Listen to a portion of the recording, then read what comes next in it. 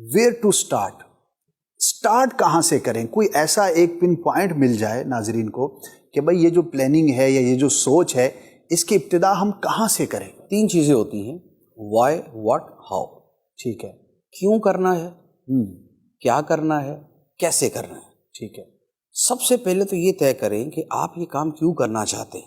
یعنی کام کیوں کرنا چاہتے ہیں؟ کام کے مقاصد جو ہے وہ آپ کے سامنے ہونے چاہیے، کیونکہ جتنے مقاصد آپ کے سامنے ہوں گے آپ کی پلاننگ کے اندر اتنی جامعیت آتی جائے گی. تو سب سے پہلے مقاصد طے کریں. مقاصد کی وجہ سے آپ کی پلاننگ اسی کے اوپر ڈیپینڈ کرتی ہے. جسے کہتے ہیں نا اعمال کا دار و مدار نیتوں پر ہے. ایسے آپ اسی کو دوسرے الفاظ میں یہ سمجھ لیں کہ آپ کی کارکردگی کا دار و مدار آپ کی پلاننگ پہ ہے اور آپ کی پلاننگ کا دار و مدار آپ کی سوچ پہ ہے. واہ کیا کہ بات. آپ نے کیوں وہ کام کرنا ہے. تو لہٰذا سب سے پہلے مقاصد طے کریں، ورنہ بعض اوقات بغیر مقصد کے بندہ کام کرتا ہے اور آخر میں جا کے اس کو پتہ چلتا ہے کہ یار یہ تو مجھے مطلوب ہی نہیں تھا. صحیح، میں کہیں اور ہی پہنچ گیا. جیسے کہتے ہیں نا کہ بھئی آپ نے سیڑھی لگانے سے پہلے یہ دیکھ لیں کہ چڑھنا کس بلڈنگ پہ. صحیح. آپ نے کسی بلڈنگ پہ سیڑھی لگائی اور چڑھ دوڑے، اوپر جا کے پتہ چلا کہ یار یہ تو مطلوب بلڈنگ ہی دوسری ہے، بلڈنگ تو اور تھی. ٹھیک ہے. یا جیسے وہ ٹرین کی بوگیوں میں ہوتا ہے نا کہ وہ بھئی جس کیبل میں گھسنا ہے اس سے پہلے نمبر تو دیکھ لے کون سا نمبر ہے. جی. ساری ایک جیسے لگ رہے ہوتے ہیں. بے ہنگم چڑھ گئے اور بے ہنگم گھس گئے اس کے اندر جا کے پتہ چلا یار یہاں تو کچھ اور بیٹھے ہوئے. اچھا جی میرے رشتہ دار اگلے میں بیٹھے ہوئے. تو بھائی پہلے ہی آپ اس کو دیکھ لیں. تو مقاصد پہلے طے کر لیں. یہ ہے وائی، آپ کیوں کرنا چاہتے ہیں. اور میں نے کسی جگہ پڑھا تھا کہ جب بھی کوئی بڑا کام کرنا ہے تو کم از کم اس کے 5 مقاصد ہونے چاہیے، یعنی 5 مرتبہ وائی ہونا چاہیے. واہ. میں یہ اس لیے کرنا چاہتا ہوں، میں یہ اس لیے کرنا چاہتا ہوں، میں یہ اس لیے کرنا چاہتا ہوں. ایک کے لالے پڑے مفتی صاحب آپ 5 فرما رہے ہیں. یہ تو پھر وہ عقل نہیں تو موجہ والی بات ہوتی ہے نا، یہ کہ بھئی نہیں سوچنا تو پھر نہیں سوچنا، لیکن سوچنا ہے تو پھر 5 پہ سوچنا، پورا ہی سوچ لے اس کو. آپ جتنے زیادہ فوائد سوچیں گے نا آپ اس کام کو کرنے کے ساتھ اتنا اٹیچ بھی ہو جائیں گے. ہمارا ایک بہت بڑا پرابلم یہ بھی ہوتا ہے نا، ہم کہتے ہیں یار شروع تو بڑے جذبے سے کرتے ہیں، اس کے بعد جذبہ ٹھنڈا پڑ جاتا ہے، پتہ نہیں کیا ہوا، دل نہیں کر رہا. اس کی وجہ کیا ہوتی ہے؟ وجہ یہ ہوتی ہے کہ انسان جو ہے وہ 2 وجہ سے کام کرتا ہے.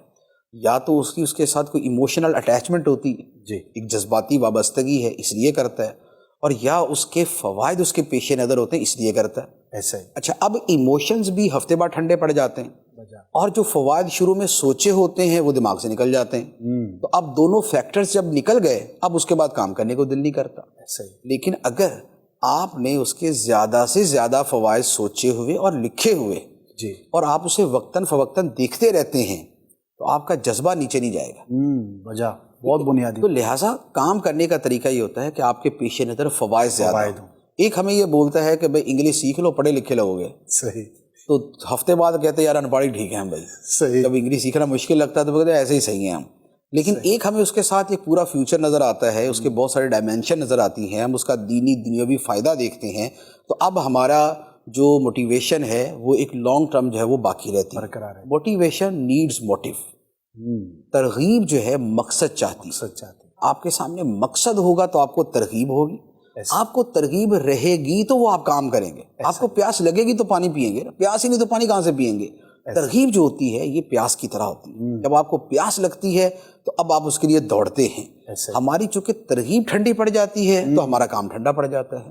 اور ہمارے یہاں یوں کہہ لیں کہ ہمارا اوور آل کلچر جو ہے نا وہ ٹھنڈ پروگرام ہے، یعنی کہ ہم ٹھنڈے ہی ہیں. اب ٹھیک ہے یار وہ مولا کرے گا، رضا مولا ہما اولا. تو ہم تھوڑا سا اسی چیزوں کے ذریعے ہم بہانے بنا کے چیزوں سے بچ جاتے. کسی کام کے ساتھ جو کمیٹڈ ہونا ہے اور اس کو کر کے چھوڑنا ہے وہ ہمارے اندر نہیں ہوتا. اور وہ اس لیے نہیں ہوتا کہ ہمارے اندر اس کا جذبہ نہیں ہوتا. جذبے کے لیے ترغیب چاہیے، ترغیب کے لیے مقصد چاہیے. مقصد ہمارے سامنے نہیں ہوتا تو ہمارا کام جو ہے وہ ٹھنڈا پڑ جاتا ہے. بہت بنیادی. تو لہذا سب سے پہلے تو کام کے جو مقاصد ہیں وہ آپ کے سامنے ہونے چاہیے. دوسرے نمبر پر یہ ہے کہ اب ان مقاصد کے لیے آپ نے کیا کرنا ہے. میرا مقصد ہے، اگر دینی میں کہوں تو میرا مقصد ہے خدمت دین. صحیح. ٹھیک ہے، خدمت دین مجھے کرنی ہے. اب میرا واٹ یہ نکلا نا کہ کرنا یہ ہے مجھے. اب اگر مجھے یہ کرنا ہے تو اس کے کتنے طریقے ہیں، یہ میں اس کو جتنا میکسیمم اس کو وہ میں ان ڈیٹیل کر سکوں، ڈیفائن میں کر دوں. اگر میرا دنیاوی مقصد ہے تو وہ میرا متعین طور پہ ہونا چاہیے. ایک یہ ہے بھئی مجھے کمائی کرنی ہے، कमाई तो बड़ी मुबहम है, रोजाना के 25 रुपए कमा लेना, कमाई होगी ये भी सही नहीं, मुझे रोजाना के 25,000 रुपए कमाने हैं। सही इट मीन्स कि मुझे एक महीने के इतने कमाने हैं, फिक्स फिगर आपके सामने हो, आपका मकसद मुतय्यन और उसके साथ जो आपने उसके लिए करना है वो मुतय्यन हो। सही। अब ये है कि वो काम कैसे करना है, कैसे करना, उसका तरीक़ाकार हो जाता है।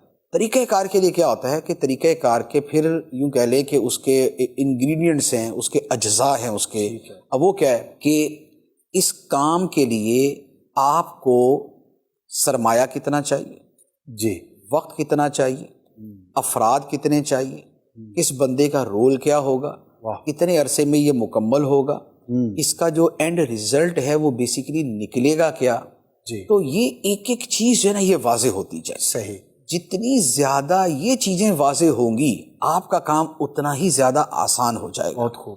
तो लिहाजा काम अब क्या क्या है, कब कब करना है, कितने अरसे में करना है, कब इसे मुकम्मल करना है, कौन सा काम किसकी जिम्मेदारी होगा, इस काम के लिए अखराजात क्या चाहिए, वो अखराजात आपके पास है या नहीं, अगर नहीं है तो आपने उनको कहाँ से हासिल करना है।